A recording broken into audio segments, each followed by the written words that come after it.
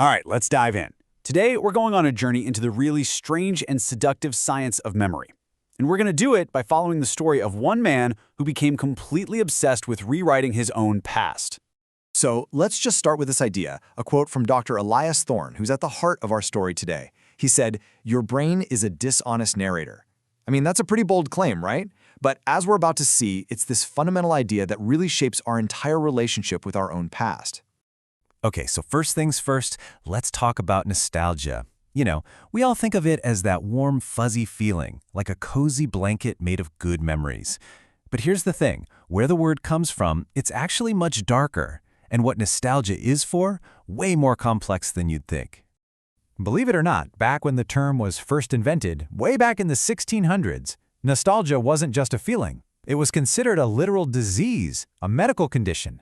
The word itself comes from the Greek for homecoming and pain, and doctors at the time thought it was this serious illness, a kind of deadly homesickness.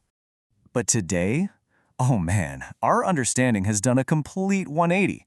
We've gone from seeing nostalgia as this terrible disease to seeing it as, well, almost like a psychological immune system. It's not a weakness at all. It's this resource our brain uses to basically tie our past and present selves together, to create a story that makes sense, the story of us. So how does our brain pull this off? Well, it's got a couple of neat little tricks, or cognitive biases. The first one is called rosy retrospection.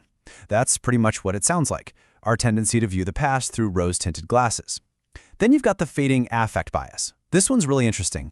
It means the bad feelings from a memory, you know, the annoying mosquitoes, the dumb little fights, they fade away way faster than the good feelings. It's exactly why you look back on that one summer vacation and think it was perfect, even though you know it probably wasn't. And that brings us right back to our guy, Dr. Thorne. See, he wasn't just happy to study this stuff. No, he wanted to go inside it. He wanted to build a machine that could actually curate nostalgia. He called his project the Mnemoscene Initiative. Okay, and this is maybe the most important thing to understand about his machine. It is not a time machine. It can't take you back to see what really factually happened. It's more like a mirror, a very advanced mirror that shows you what you remember, the subjective, edited, often polished up version of the past that's already in your head. And how it works is just fascinating. So first, Thorne picks a specific date he wants to revisit.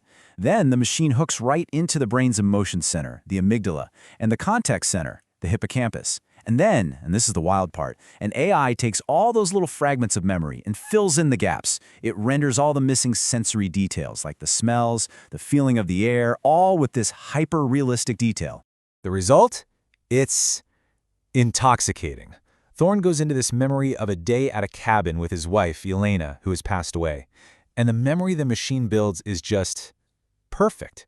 You've got this warm, golden sunset, the smell of salt. Elena is there, vibrant, healthy, smiling, bringing him an iced tea. All the messy parts of reality, like the fact that they were actually fighting about money that whole summer, his own brain has just sanded them right off. But, you know there's a but, right? This perfection is a trap. The more time Thorne spends inside this perfect, curated past, the more dangerous it gets. That beautiful dream starts to blur the line between what he remembers and what's just a comforting lie.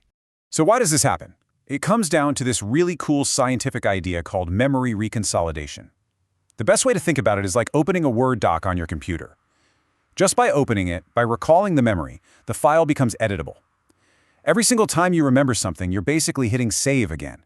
And you might be making tiny edits each time without even knowing it. So, that leads to a pretty scary question, doesn't it? What happens when you use a machine this powerful to visit a perfect, romanticized memory over and over and over again? Well, you're not just visiting the past anymore. You are actively, physically rewriting it. And that's exactly what starts to happen to Thorne. He's in the simulation, and he tries to remember some negative details, something about their car breaking down once. But the version of his wife in the machine, which remember is powered by his brain, she just denies it. She says, "That never happened, Elias. We had a perfect day." His own desire for a perfect past is literally overwriting the real one. And that's when it hits him, this moment of pure horror. He realizes that in his search for comfort, he's erasing the real person he married. You know, the complex, sometimes difficult, wonderfully human woman. He's sanitizing her. He's killing the truth of who she was just to hold on to a nice feeling. Okay, so this is where everything comes to a head. The breaking point comes when a little piece of the real, messy world comes crashing into his perfect simulation, and it forces him to face the very truth he's been subconsciously trying to bury this whole time. The difference between his memory and what really happened is just staggering. His colleague finds his wife's journal from that exact day, and in his memory, they were sitting on a porch swing, just peacefully together. But the journal? It says he was on his laptop all day ignoring her. They had a huge fight, and she felt so angry and alone that she literally threw her glass of iced tea against the wall. And, there's actually a psychological term for what his brain did. It's called a screen memory. It's basically a defense mechanism. Your brain invents a totally fake, peaceful memory to act as a screen to hide a traumatic or guilt-inducing one. That whole scene on the porch swing, it never happened. It was a complete fabrication. And just like that, the entire illusion is shattered. His own brain, in a desperate attempt to protect him from the guilt of neglecting his wife that day, just made up a whole new story.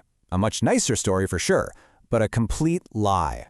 So armed with this devastating truth from her journal, Thorne goes back into the machine one last time. But this time, he forces it. He makes the real factual memory crash into the fake emotional one.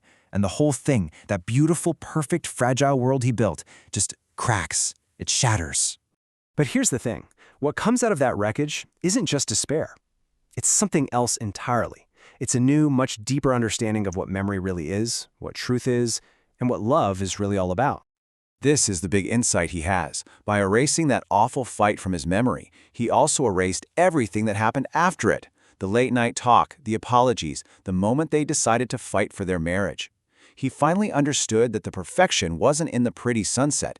The perfection was in the repair, the hard work they did to fix things. So what are the big takeaways from all this? Well, for one, memory is not a video camera. It's not a recording. It's a creative act, a story we're always retelling ourselves. And we shape that story of the past to serve what we need in the present. Nostalgia is great. It can show us what we value. But if you try to live there, in that perfect past, you miss out on all the crucial lessons that only come from dealing with the messy truth. And in the end, that's what Thorne really learns. That real love, a real connection, isn't some montage of perfect sunsets. It's forged in the difficult, messy stuff. It's the work you do in the dark. And that's such a powerful reminder, right? That the truth of our lives, with all its cracks and flaws, is always, always more meaningful than the most beautiful lie we can tell ourselves. Please like and subscribe.